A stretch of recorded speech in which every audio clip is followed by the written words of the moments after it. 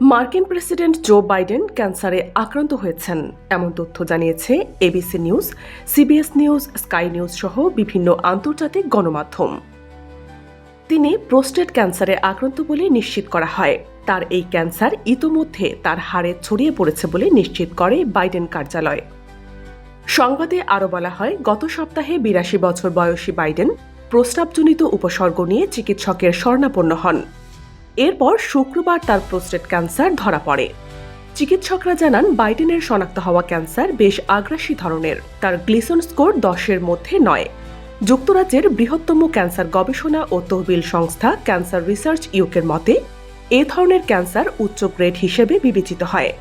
এটা খুব দ্রুত ছড়িয়ে পড়তে পারে।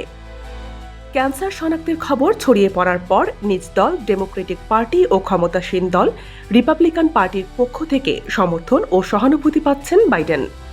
প্রেসিডেন্ট ডোনাল্ড ট্রাম্পও বাইডেনের আক্রান্তে গভীরভাবে মর্মাহত বলে পোস্ট দিয়েছেন সামাজিক যোগাযোগ মাধ্যমে।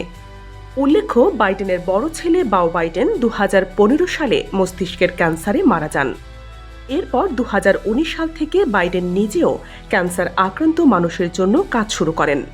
তার লক্ষ্য 2020 সালের মধ্যে অন্তত 40 লাখ ক্যান্সার আক্রান্ত মানুষকে সহযোগিতা করার কথা জানান তিনি।